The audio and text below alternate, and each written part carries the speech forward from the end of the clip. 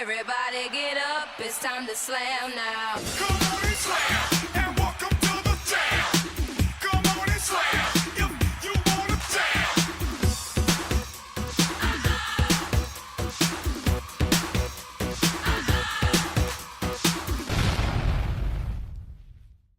Sometimes I say what I said when I am said.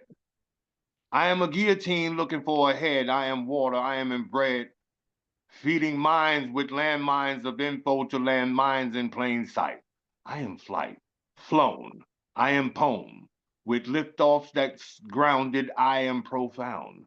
I am sound, speaking spoken words through speakers. I am speaking foundation, creation in fountain pens.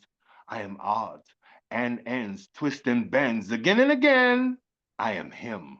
The one they never saw coming. They start running in circles when I am the center.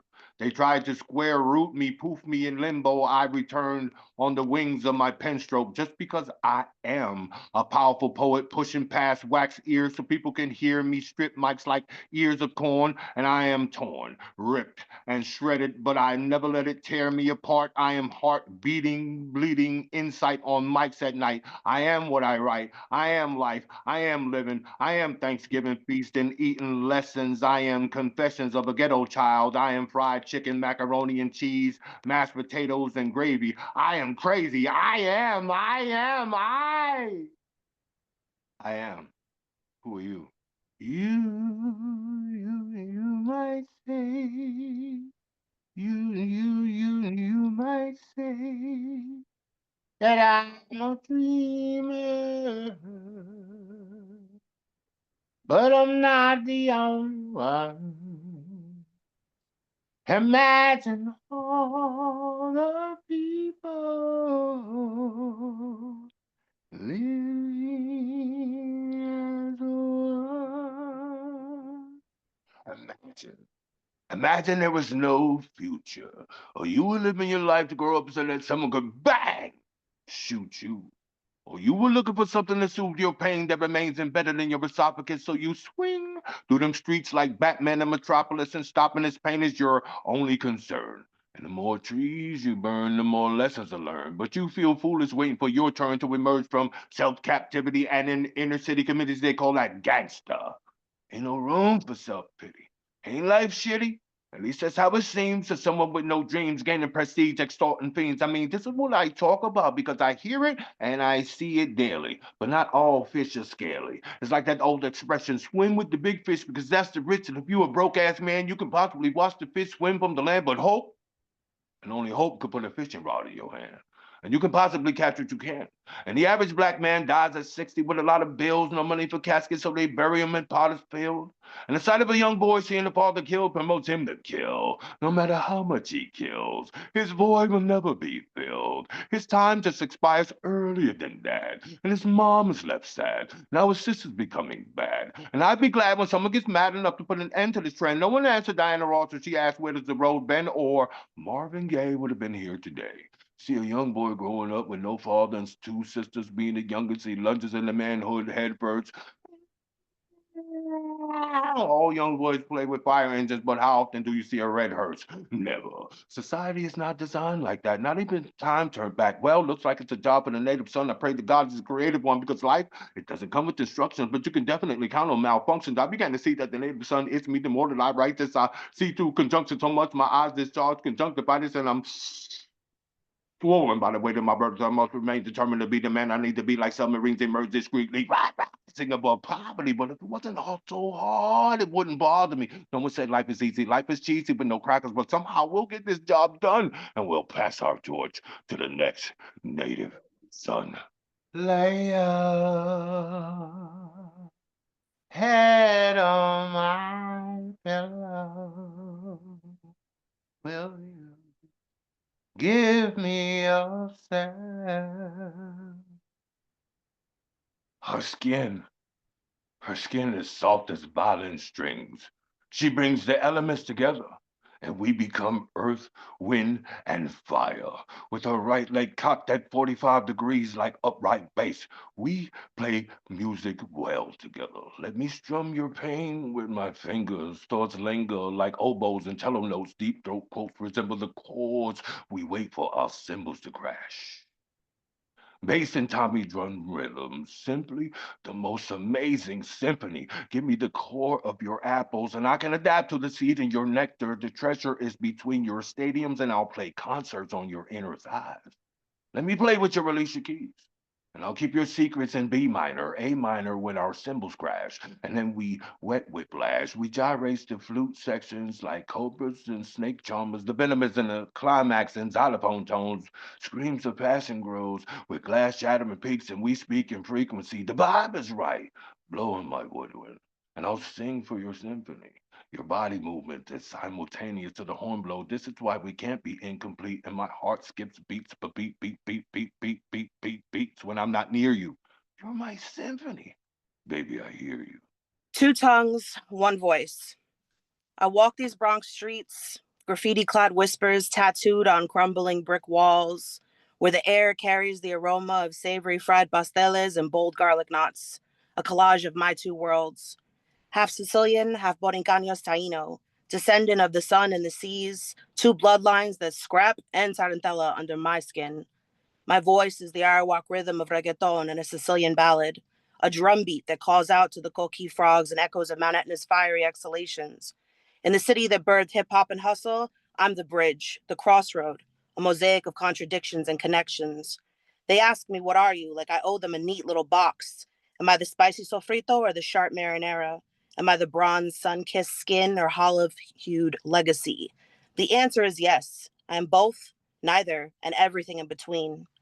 My abuelo's same hands that once one-hit wondered men on Three Kings Day told stories of epiphanies while becoming callous from planting cassava roots in foreign soils.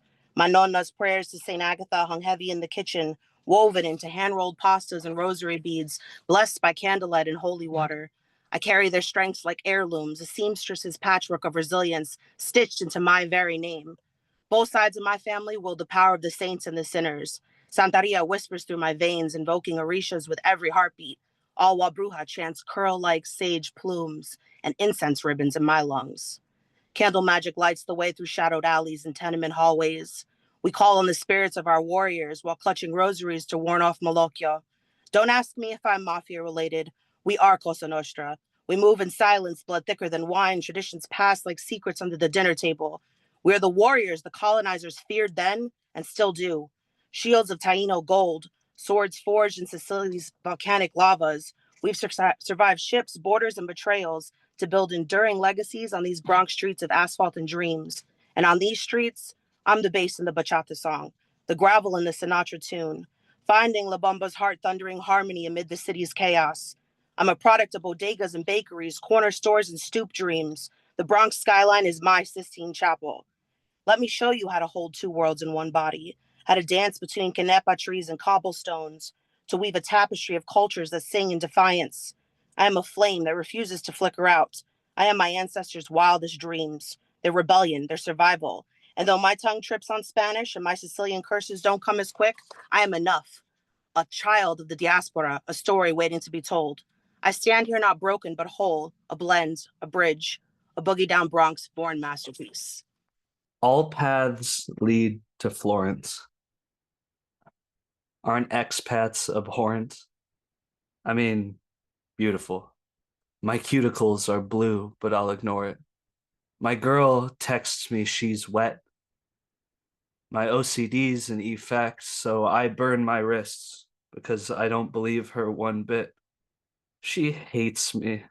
I don't know this, but she's fucking other poets is the yarn my brain sells and the feelings not inchoate.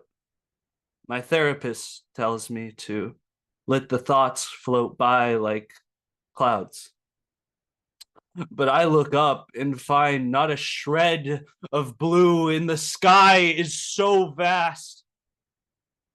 What am I to do but write on my regrets?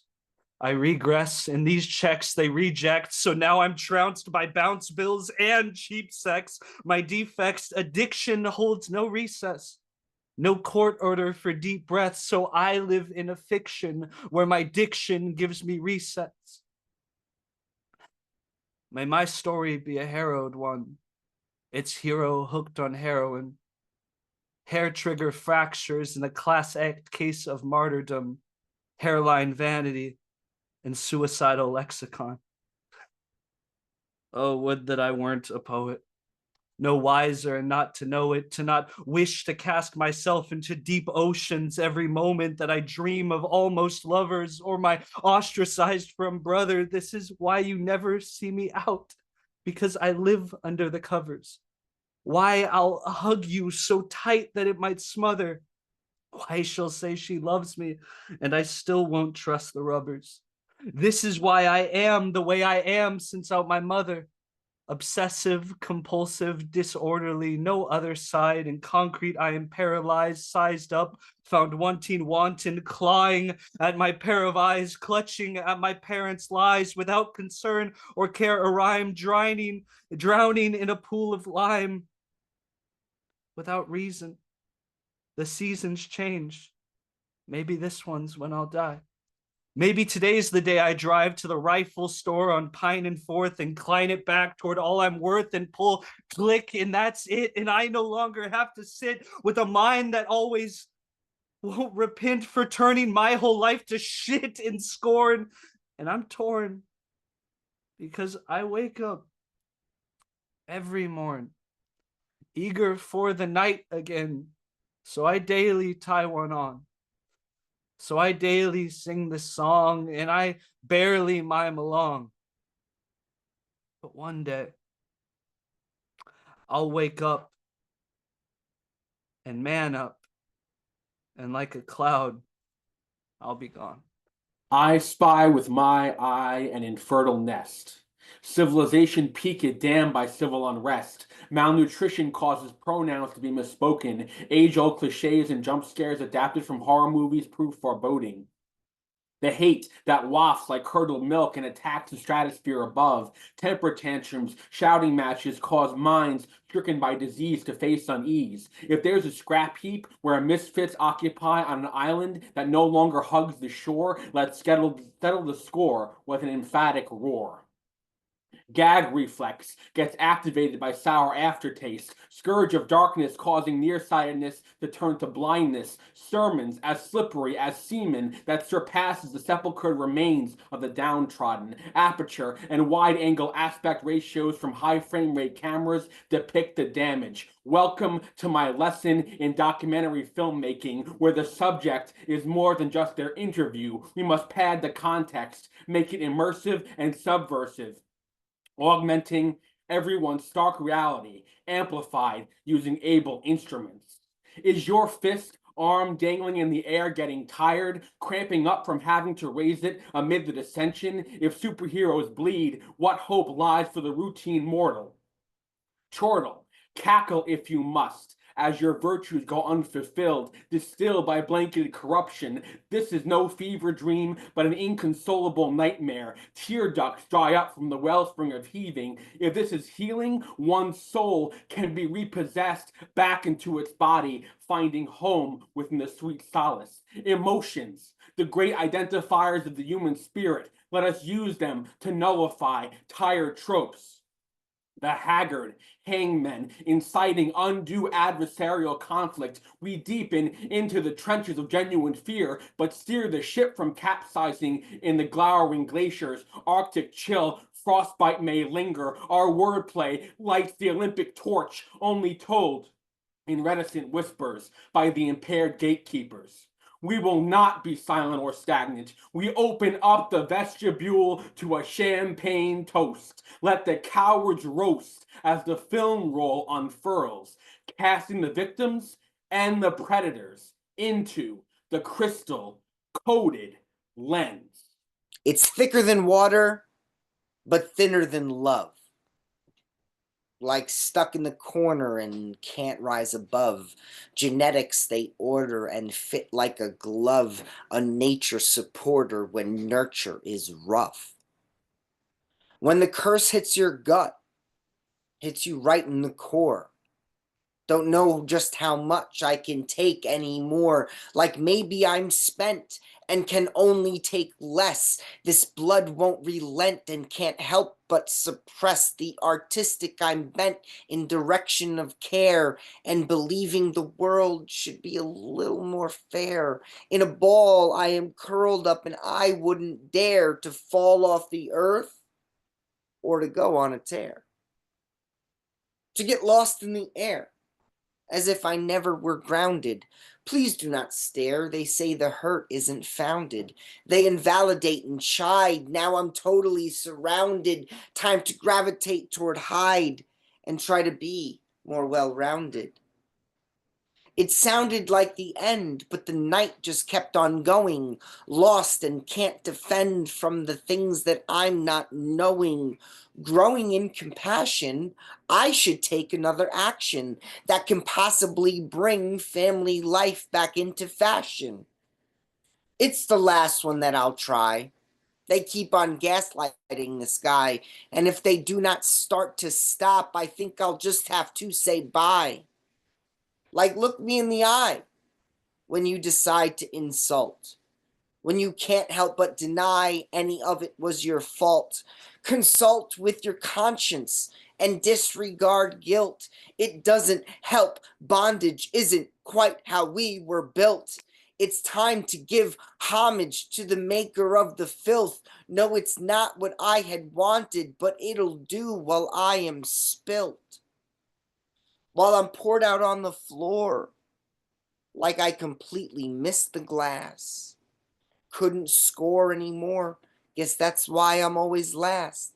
The door is ajar, but that doesn't mean to pass. And you can't give your all when greener is the grass. One day I will die. Hopefully it will be painless. Preferably it will be peaceful. Regardless, it is inevitable. I don't fear dying, alone or otherwise. But I do fear an inconvenient scene for those I hold dear. I don't want them to have to clean up my messy apartment because I didn't have time to prepare. I hope they don't have to discover the body that used to be me. The gore and the viscera, the untidiness of a person recently transmogrified into a corpse. I hope for them my death is sanitized. Perhaps clinical, maybe palliative, something with professionals who are at least paid to deal with the burdens of shepherding the dearly departed. I have been preoccupied by death since I first understood the concept of life. My childhood pockmarked with so many endings, I became suspicious of beginnings, inoculated to hope. I knew intrinsically that as vivacious and affirming as life can be, that all time is borrowed, if not outright stolen. The death is not a footnote in our story, but the last sentence of the last chapter, already written. And it lingers in the background of my every thought, watching and waiting. I worry about the ones I love, convinced they will die in a fiery car crash moments after dropping me off, and it will be my fault. I wait restlessly for their texts confirming their safe homecoming. There is a persistent and pernicious lump in my stomach all the time, ticking like a clock, always counting down to an unspecified tragedy. Nothing I know is coming, but if you wait long enough, any prophecy of doom will eventually be fulfilled. My family has been very lucky so far, but no one cheats death her due. So I wait, and I worry, and I worry, and I wait, and all the while, time carries on. And in all that time, though, I never worry after my own death. Instead, I sometimes crave it. Not so much a yearning as a gentle pull, a tug, like the call of a soft bed when your bones feel weary. I do not want to die. Not actively. At least not as often as I used to. But I don't always want to live. I have elaborate plans for my own funeral, to my mother's perpetual discomfort and my sister's slightly placating acquiescence. I hope they will honor them, especially the request that everyone attend in their favorite Halloween costume. I am too colorful in life. Please do not make me monochrome in death. My affairs are in order, my will written in ink stained with my tears, and last wishes coldly translated to legalese, and I will leave behind a digital footprint that I'm not too embarrassed to be remembered by. Well, what I most want the costume mourners at my totally awesome funeral to understand is that if I die by anything but my own hand, it will mean that I won. That I looked death in the face every day of my life and I still found the strength to turn away. It will be less of a memorial and more of a victory party. The ultimate triumph over my diseased lizard brain, and that I will rest not in peace, but in vindication. And in the morbid but perpetually unspoken game of I hope you die first, that all people in love play with each other. I sincerely hope that I win, because I never want to live a day without any of you. My pen is as much a scalpel as it is a bandage. Both are necessary for this healing process. To cut away at the dead flesh, to allow new blood to flow, to bandage the wound, to stop the bleeding. And there are no anesthetics. It's as painful as it sounds. Severing old nerve endings, cutting away dead tissue for the sake of growth. Some surgeries are so intense, you may be required to learn how to walk again, how to hold your neck upright in a pen between your fingers. They say death is easy, but bodies are made to heal themselves. And what is a body but something to keep alive? You can look at an empty plot and see a garden. Many look in the mirror and just see dirt, like God didn't make man out of land. But what is life if not a harvest, a testament to how much work you put in for the good of your future, for the love of yourself, your survival? Dirt can be both mud puddle and mountain. Too many times we become stuck mud who aim to drag others down, track our dirt everywhere, the footsteps, and blame the rain for making us this way. But my pen be both wrecking ball and backhoe, leader of demolition and the foreman of progress, destroying old abandoned parts of me, digging up skeletons that need to be released, in preparation for laying a new foundation. Few can look at an empty lot and see a city, but my pen be ironworker, building this body of steel bones and welded joints, be engineer designing a spine to withstand the storms of time, and writing be both eulogy and birth certificate. How I am constantly burying old me and birthing anew. I never asked to be a revolving door of past and present, but when the ink calls, I answer on the first ring. Disjoin whatever limbs necessary to walk again, so that I may not stay an abandoned building or a puddle of mud. I be whatever the paper needs to make man over and over again, for the sake of writing. And by the time the ink runs out, I will be both a cemetery of old skin and a library of expansion. I was asked questions. I was feeling defensive. Every word slashed my fortress, tears welling in my eyes. I refused to cry, voice changing, trembling. I was feeling guilty. Should I scream? I'm a fucked up mother?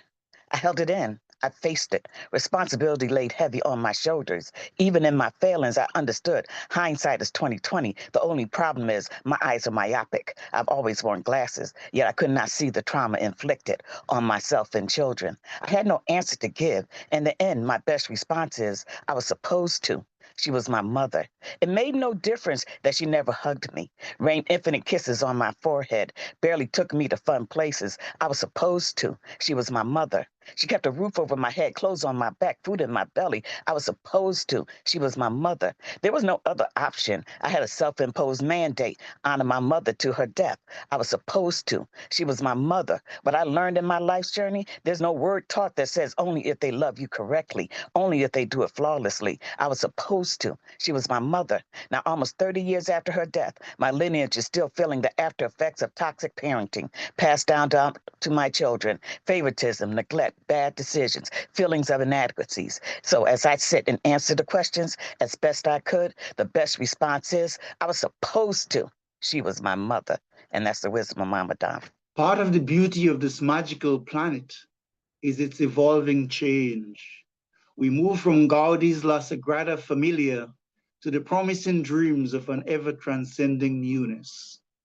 We're all dreamers of love, and we take flight like butterflies and phoenixes striving to manifest our dreams. The old dawn has dissipated, and morning ushers a golden sunrise of opportunities already revealing themselves on the crest of visionary tomorrows. All architects work from blueprints and visions, just as everything begins in the inner world in seed form, before expression flourishes on the material plane. My brothers Nat, Martin, Marcus, Nelson et al. Were all parts of the process of planting seeds of renewal and growth on this spiral path to freedom. My dreams took flight, sitting in fellowship with my Masai Mara brothers, eating nyama and kachamburi with my fingers, basking in the joy of Ugali with the happiness of our simple hearts and the innocent naivety of children. What are we dreaming of? Why do we need to dream? Was John Lewis's and Harriet so different? Kenya is full of dreaming youths who make up the greater part of the population. They have been sent by love, as in Burkina Faso, in Niger, Mali, and more, to nurture the seeds of a harvest yet to come, beginning to show its face of liberation. The soul of Africa has shifted and is continuing to ascend, but just as the microcosm is part and parcel of the macrocosm, so too the spirit of a global family is shifting for the best. Inequity, disparity, and injustice still exist, but are now fighting harder for survival. Souls like PLO Lumumba, Ibrahim Traore, and Malema convey delicate yet precious information for transformation and change, a more harmonious politics, and a fairer economic platform so crucial to the needs of Africa and the world.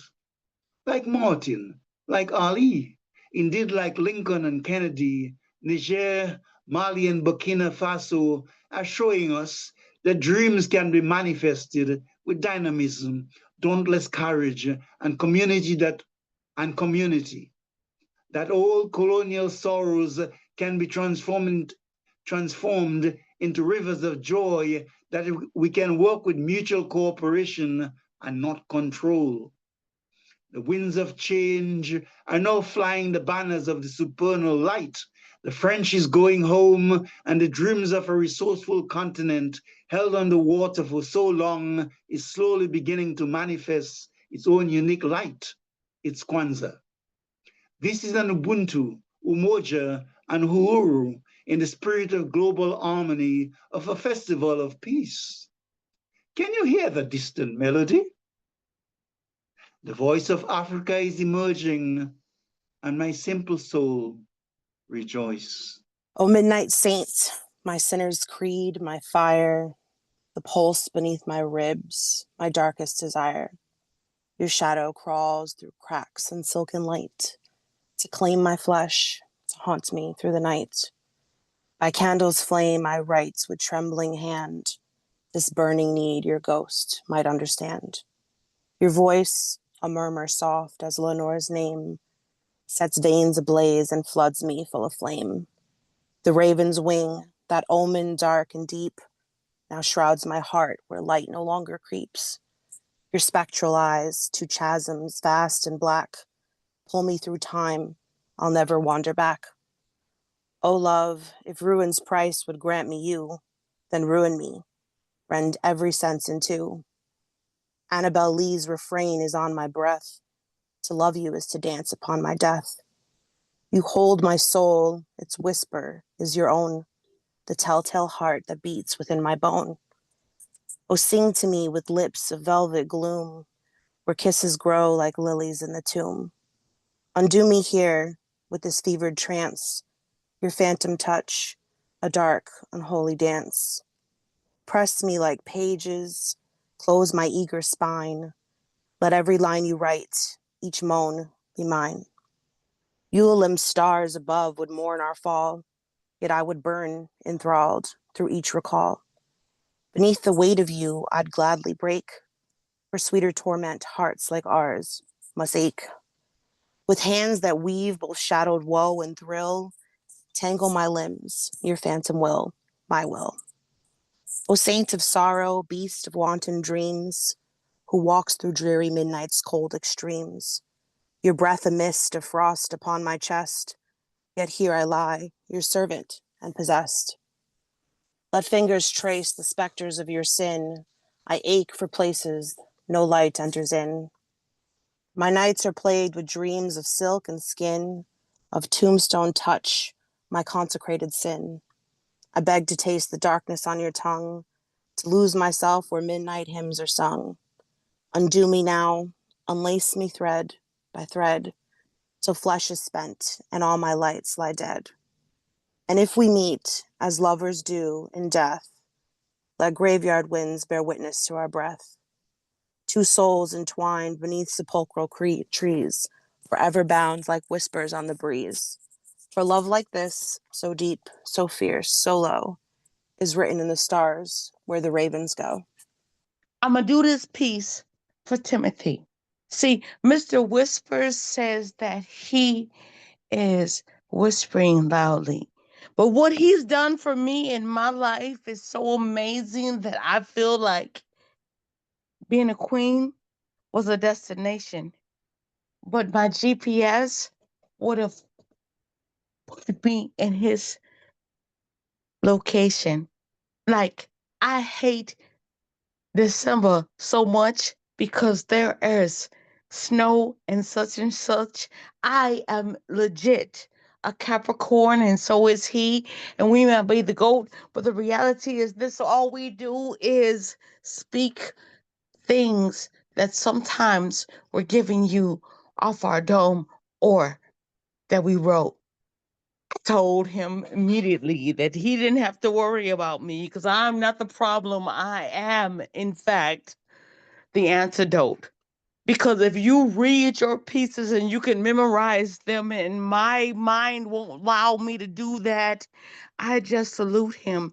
So the reality that came to me was there are people who can do things that is not part of your ability. And I feel like I've always been a superhero, but I'll tell you what's not indigenous to me.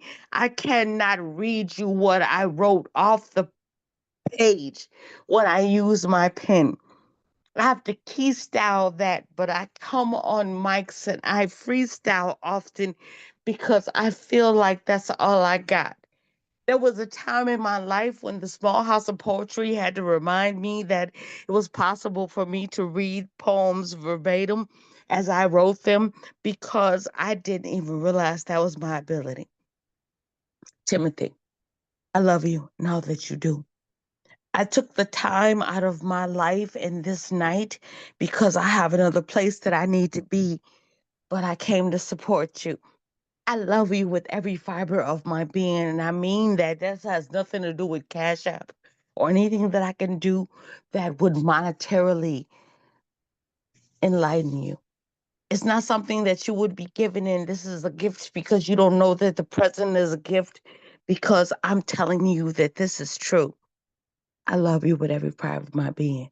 If I never give you another dollar, I don't think that you need to be saying that Gina Storm didn't get or understand me. No, bro, I do, to infinity.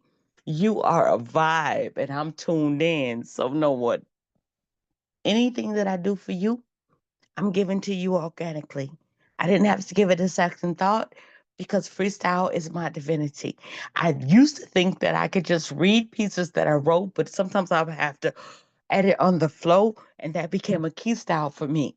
But bro, I love you. And that's with all sincerity. This is a scene, my newest scene from a short magical realism sci-fi thing I'm working on called Ariadne. Ari, this is David. He's writing copy for us, helping to grow the brand. David, this is Ari, prospective patient. It's nice to meet you, David. Behind a set of burnt umber bangs, two emerald green eyes shimmer in the harsh white light of the intake room. I offer a terse nod and a peace sign, smooth as jazz. Let me just pull up your details real quick. Amy's tapping away at her tablet. Ari's sporting a form-fitting blue and white checkerboard sundress and a silver cross necklace, said cross resting just a few inches below her collarbone. B cups. I doffed the hoodie, briefly exposing my midriff, my shame. At least my arms look good, I think. So Ari, I have it down here. You were recommended by Dr. Harper. We love him, and he diagnosed you with BPD and CPTSD2. Oh no, just CPTSD1. Sharp nasal exhale. Amy cocks her chin to the left. It was a joke since you said CPTSD2. Sorry, I'm a little nervous. Oh, she doesn't find it funny. Well, everything's checking out on our end. Do you have any questions about the procedure? Ari shakes her head no. All right, great. I'll page Dr. Donahue. He should be in a sec to help you craft your alternative thoughts. And then, are you a Christian? I blurt out. Amy shuts her eyes tightly as if in prayer. My dad was. Ari pauses, biting the inside of her cheek. I think it's nice having something to believe in. There's a hint of doubt in her voice, along with something else. But you don't believe, personally. The door swings open and in saunters Jeff, the Vitruvian man. He introduces himself, says something to make Ari smile, and she follows him back out the room. Such a charmer. Amy doesn't wait long after the door closes. Where the fuck do you get off? I sigh. Listen, sis, no. Firmer than usual. Not in this office. You will call me Amy or you will call me ma'am. I turn to meet her gaze. Her eyes do not waver. I put my neck on the line to get you this job. Pull that shit again and I'm cutting the cord. And she's out the door. I stand up, hardly folding my hoodie before tossing it over my shoulder. Catching my reflection in the glass frame of a pithy little "If There's Hope for You" poster, I frown, rapping my knuckles against my temple. I clock out early. In an unprecedented turn of events, Grievers' legal team is calling for a dismissal, arguing that since all three alleged victims have now undergone a controversial new neurosurgical procedure designed to expunge trauma, there is no longer any basis on which to prosecute. The DA has yet to issue a formal pain in my left earlobe. Sharp, sudden. Ow, what the fuck, Court? Oh, baby, did I flick too hard? Sorry. She giggles, resting a hand on my inner thigh. You weren't listening to me. The TV anchors have now turned their attention to a new, very potent form of nitrous oxide that, brace yourself, your kids are huffing. I was invested. Real enrapturing stuff, huh? She smiles, buck teeth in the front, business in the back. I was asking how your workday was. Oh, it was fine. Downed some coffee, wrote some copy, same as ever. Well, fine beats the alternative, right? Today, one of my kiddos, Darius, you remember Darius, right? Well, Darius kept interrupting the lesson with, I think of Amy, and the look she gave me. The discontent, the chagrin. I think of the last time our mother looked at me. I think of 911 operators. I think of, isn't that crazy? I realize Courtney's awaiting a response. Yeah, absolutely wild. She leans in to kiss me, running her fingers along the neck of my graphic tee. Not feeling particularly enthused as it pertains to the immediate situation, I push her away. Sensing her hurt, I reluctantly lean back in to nibble on her neck. I graze in lazy laps around her clit for 10 minutes or so before she asks me to just stop and disappears into the bedroom. I don't follow. What defines my pen? Is it the calligraphy that spills forth from its inspiration? Not just a writing implement, but a versatile piece of gadgetry, able to synthesize thought without compromise, requiring an able hand that hasn't succumbed to its mortal coil, geriatric shaking that might set in later. For now, it's formative, sturdy, and the preferred method of delivery. No return to sender. Emotions in a blender, once boxed in, but when I emote, this able instrument allows me to render them with precision. Topics percolate with pronunciation. Palpable predictions penetrate minds, slathering the audience in nothing that's half-baked or overcooked. It sizzles on the plate, ripe for them to eat, nourishes the soul with furtive nutrients cultivated by a daring wordsmith. If the ink dries, it can be replenished. If the point splinters, it can be swapped for a new one to continue blazing its trail. As long as the vessel remains intact, no impending structural damage. My signature never strong-armed, my purpose never meek, averting crisis through catharsis, crafting cautionary tales to share that translate to performance instantly arriving on the page. Memoirs of a promising sage.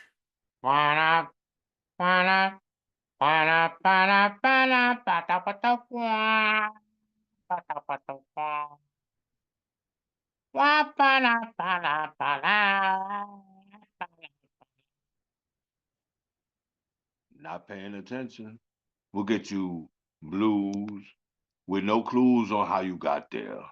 It's hot here, and the hells we created, sedated on promises of greatness to shapeshift your best. You left no clues.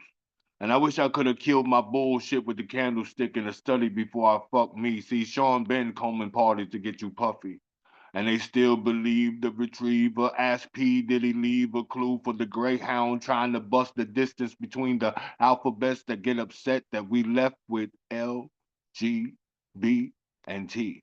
And we saw the monster conquer dreams awake, shake earth for network by any means necessary, slice with the entertainment knife for a piece of a win in the den.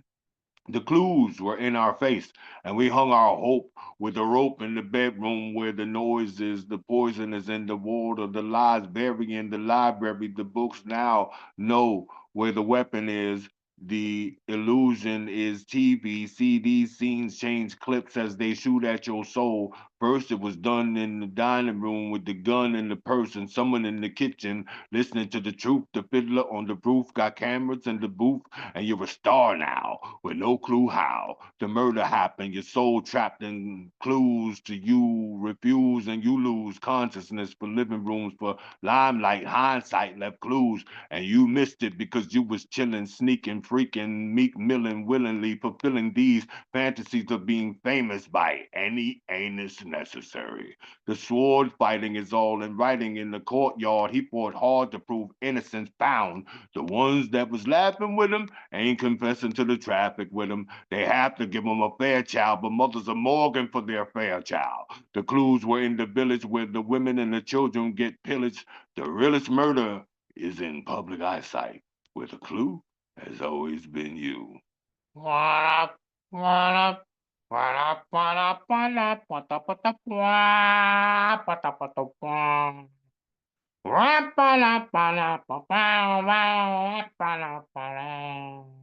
Whisper loudly. Yeah.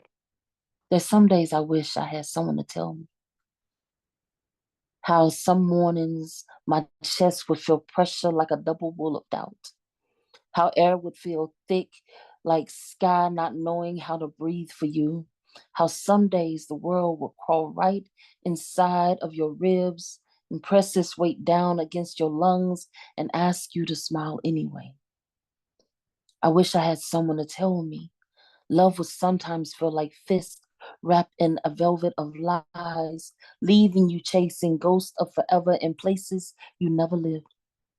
How mirrors would slice you open, forcing you to face wounds you thought were healed.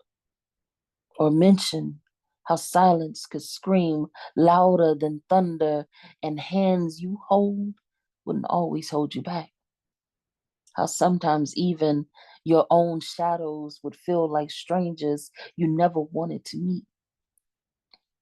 I wish I had someone who would have said, baby, there'll be days sun forgets you exist, leaving you questioning if you're worthy of light at all, or if you were ever more than a visitor in rooms that always felt too bright. That there'll be those who only want to bask in your sun, and when they can't, they'll do everything in their power to block it. Some lack understanding that lessons often are wrapped in pain, and those are the ones that stick harder than Gorilla Glue. And cracks in heart teach you how to stitch hope into seams, that even when darkness swallows you whole, you could still claw your way back because light doesn't belong to sun. I wish I had a mother to tell me these things, but none ever existed. There was no voice there to shape my truths, no reminders I was worth saving, no arms were there to hold me through my breaking. I had to learn alone how to stitch wounds with unsteady hands and how to bear silence when love became a void too loud to ignore. I had to teach myself that even though the sun's light wasn't always promised, some days it hides out of spite.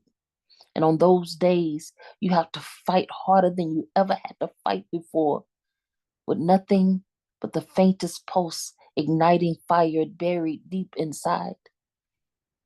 That those cracks left by what you don't have become space where your own strength grows. She wasn't there, so that light buried inside me wasn't hers to give.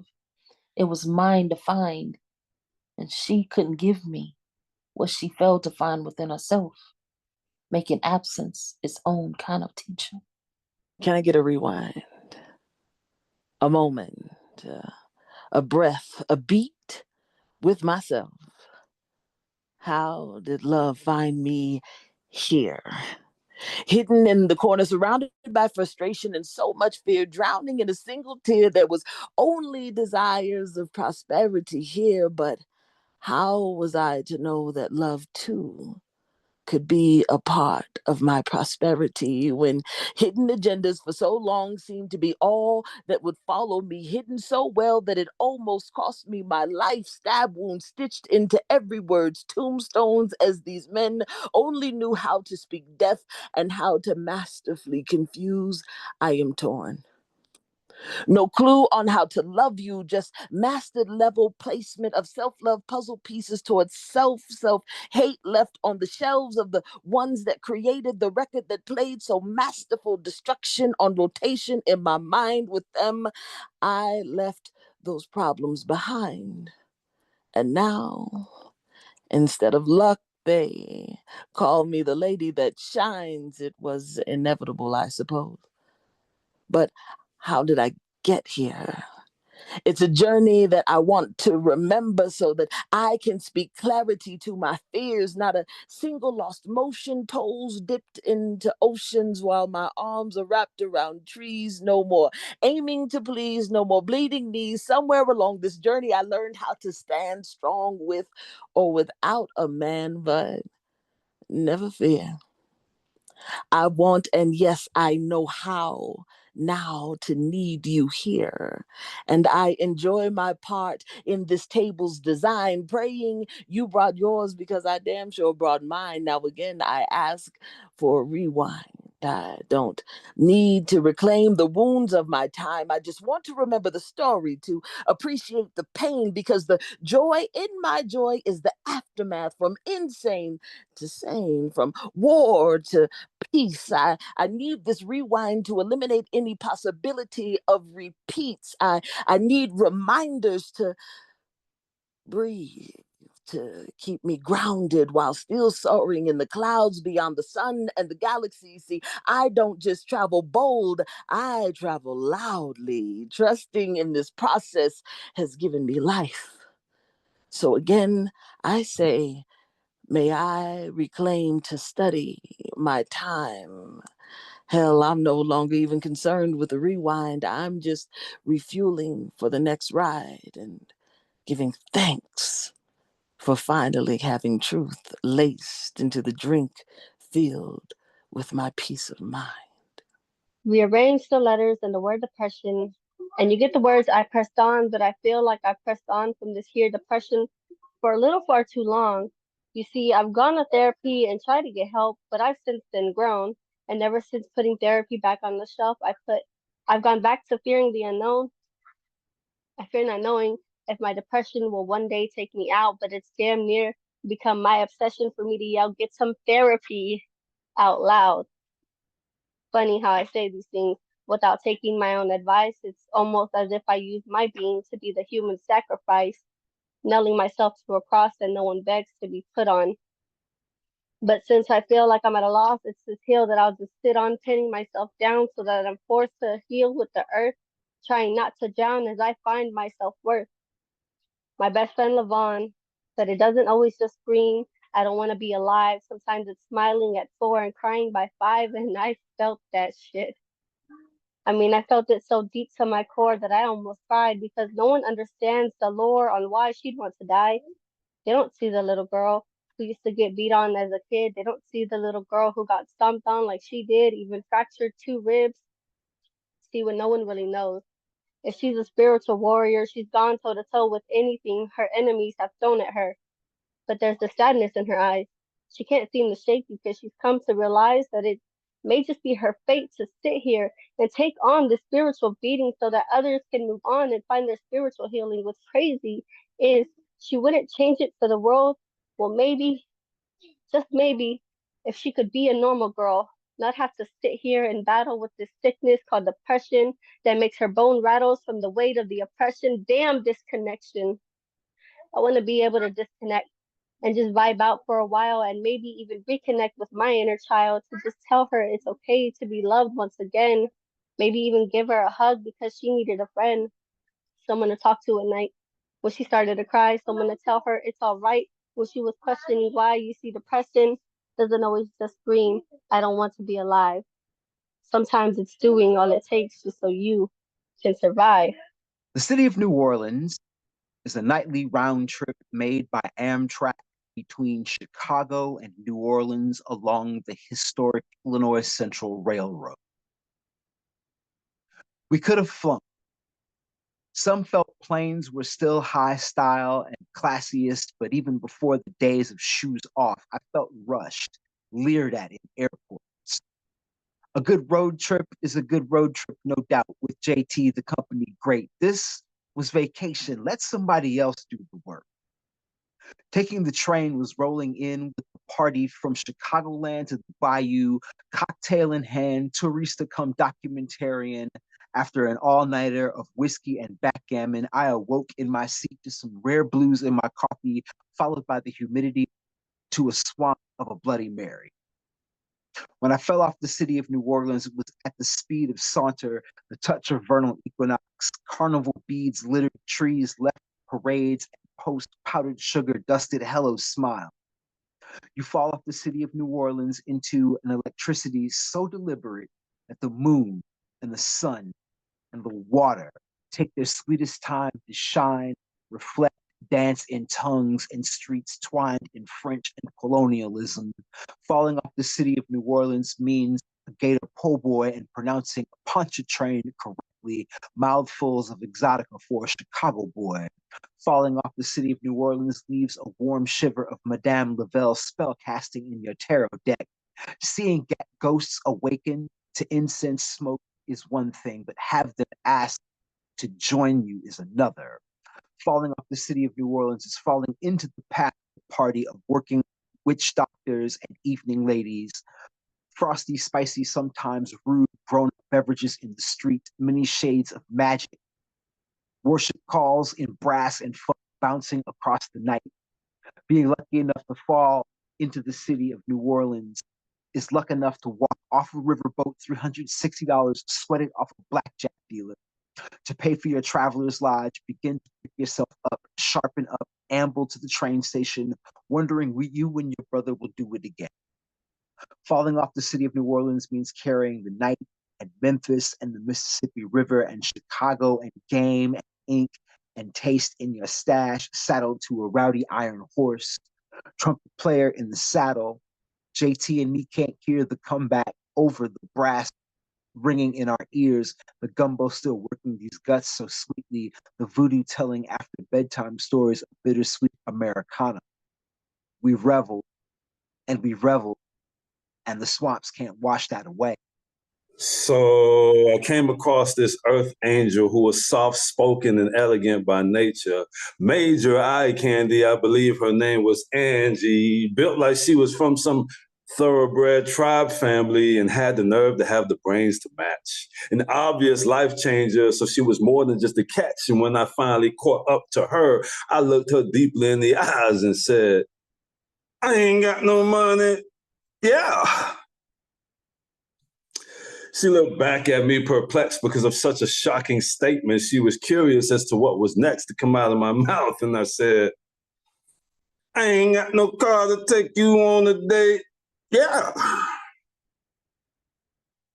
She chuckled, laughed, then folded her arms and proceeded to listen attentively like, all right, brother, since you are a little funny, you got my attention for a few minutes. And then I said, I can't even buy you flowers. Yeah. Her smile immediately turned into one of those stank looks. You see, she really loves flowers. She once had a guy deliver them to her every hour on Valentine's Day. Roses, tulips, orchids, and sunflowers. So right then and there, she knew that it was a tad bit of schooling that she needed to do. Her smile then returned back to true form when I told her, but together we'll be the perfect soulmates. Talk to me, girl. She laughed again at my obvious previous history with materialistic women with unrealistic expectations and said to me, baby, it's all right now, you ain't got a flaunt for me. How does she have the ability to see right through me? I'm usually the one able to do that. What a perfect match. I felt relaxed and dropped my guard, yeah. And then her next statement caught me off guard when I heard her say, if we go and touch, you can still touch, my love is free. And I swear to God, I looked at her like she was an alien. Finally laying eyes on a woman who understood the hearts of men. What a sight to see. She said, we can work without the perks, just you and me. Now, wait a minute now, missing a few perks or all of the perks, like bringing absolutely nothing to the table but dreams and blue balls, like nothing at all? Thug it out till we get it right. Excuse me, I haven't heard a woman say that she would thug it out with me since 2003. You're the last of a dying breed. Everyone now puts their needs before what the heart wants, and they don't make you like you anymore. So can I take off my insecurities and drop my representative? Baby, if you strip, you can get a tip, 'cause I like you just the way you are. Don't threaten me with a good time. I'm one of a kind with a slight belly. No hair, don't care. So can you handle me the way am I? I'm about to strip and I'm well equipped. Can you handle me the way am I? She said, baby, it don't matter. I have my own money. I have my own house. And I don't need your G's or the car keys, boy. I like you just the way you are. And I was like, wow. Here it is the whole time. I thought that men love unconditionally and women loved only under conditions. And then she reiterated again. Boy, I like you just the way you are. Motherfucker, you want me, but you don't want me around. My bad. I'm just looking at how you treat me, but won't delete me. Tired of ignoring all of your actions like it's just a conspiracy. I mean, I can invent the cure for HIV and you still won't listen to me. Nigga, you hate me because you ain't me. And the morons get pulled on when they oxy. You the copy to get jams in the printer.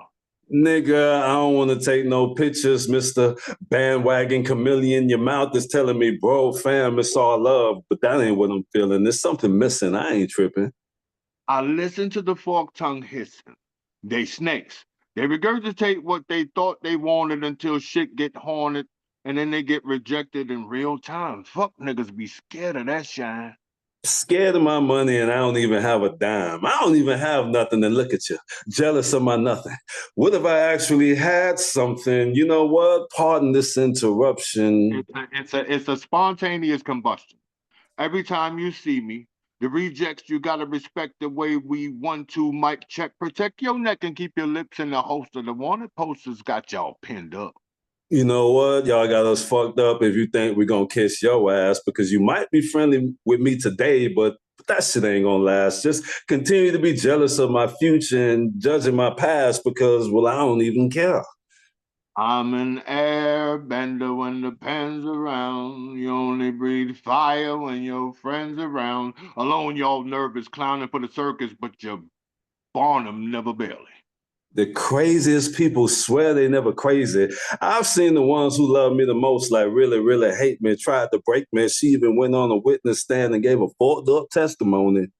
Nigga, act like you know me, bitch. I'm Rodman with the trash talk. They said I was on dope, no, I'm too dope, and you ain't never seen crack walk. Just keep baking your soda to make your quota. Y'all thirsty. And truly unworthy of my presence. I've already taken your number out my phone. You're not in my associate or friend zone. And if you and I were in the room together all alone, then the daylight come and me one go home. They don't understand that the rejection was jet fuel to the next tool to success. Y'all get red like depression. I'm just trying to iron out some things.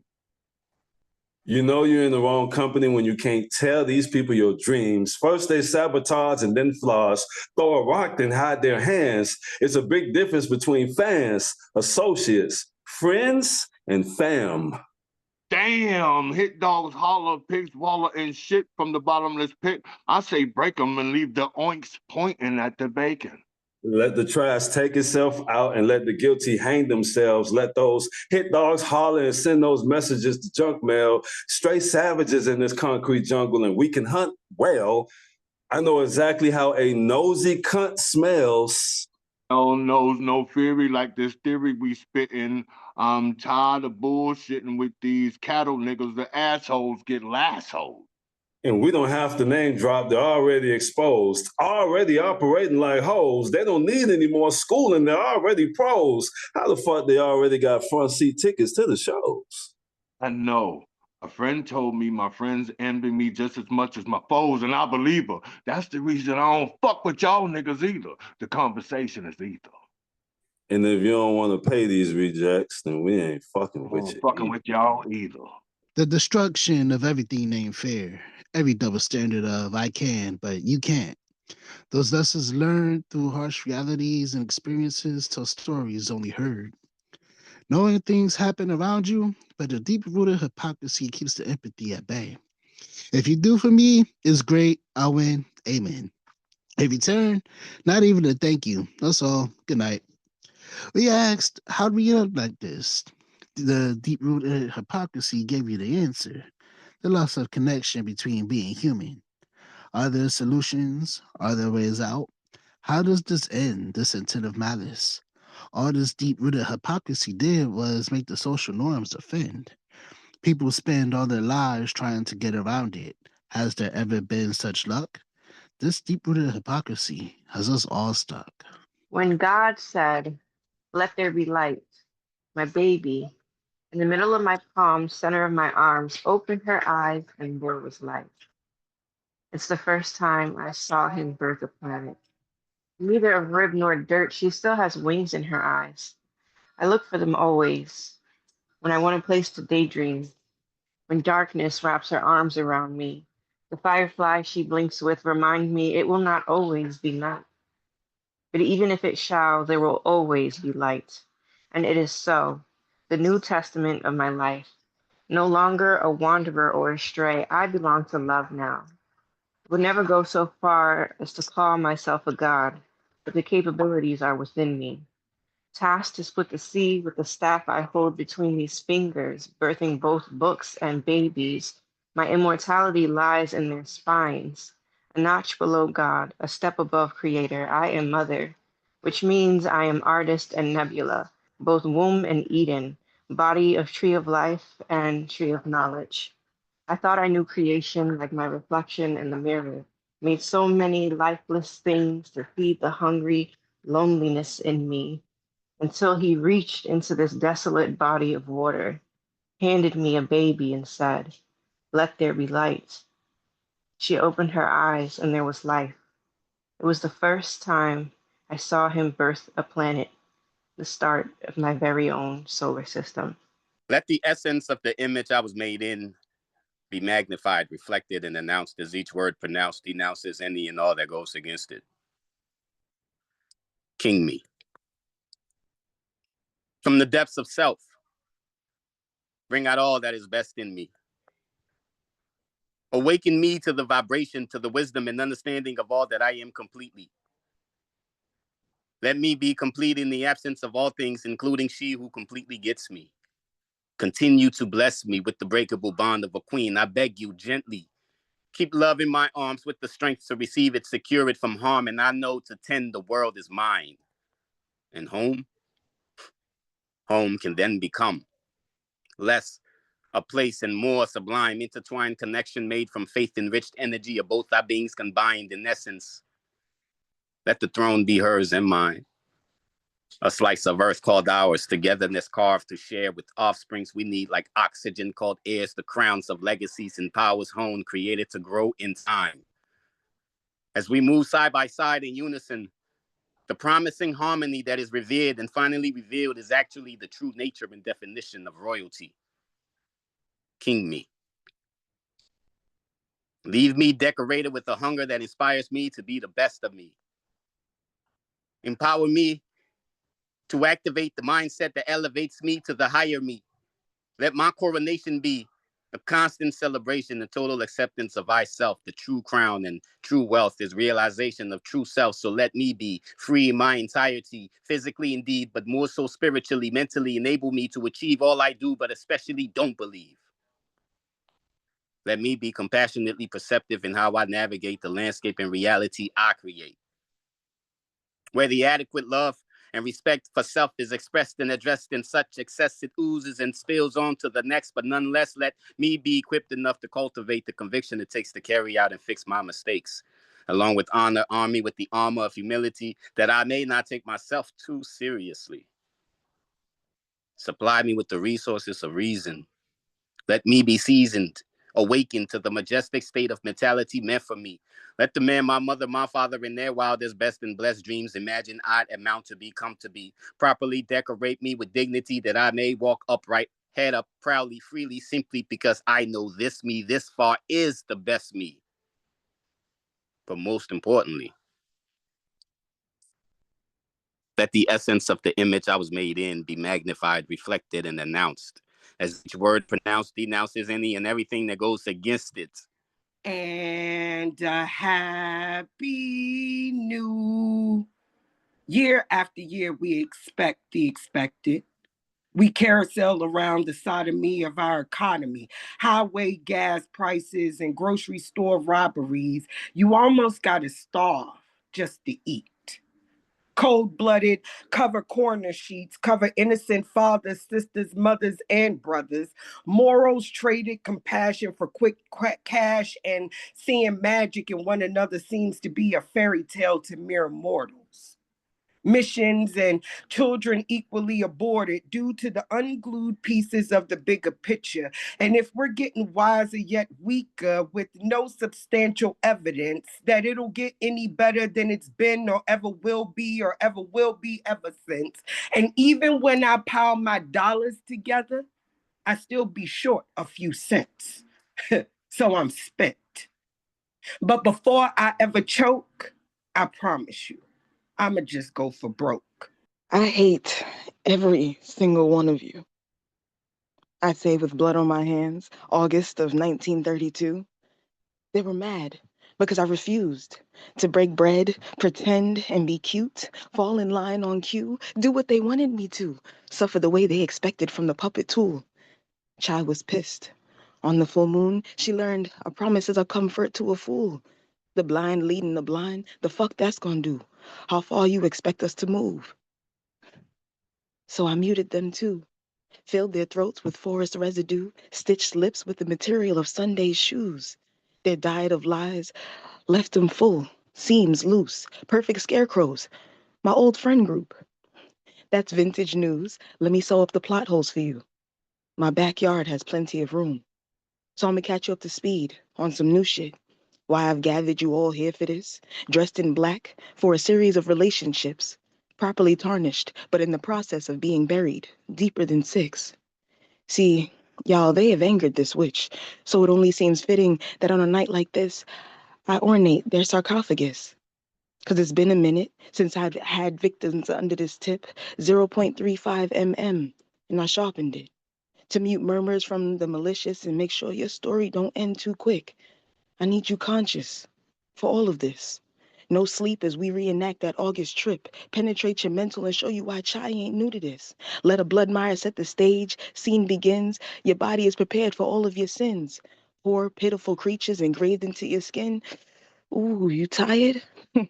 You must be mistaken. Your bout fits are colorful, perfect for hanging. But before your performance, come here, friend. Let me introduce you to the family. Remember, I told you we stand on 10. And behind closed doors, there were many things you failed to comprehend. Like, before you summon me, make sure you could take a beating. 'Cause this Maya stay eating. Motherfuckers who be scheming. Forget that I'm part editor and demon, and occasionally this pen be tweaking. And I don't mind becoming a wielder and show you that she do more than speaking. Jab after jab, now your imagination is leaking.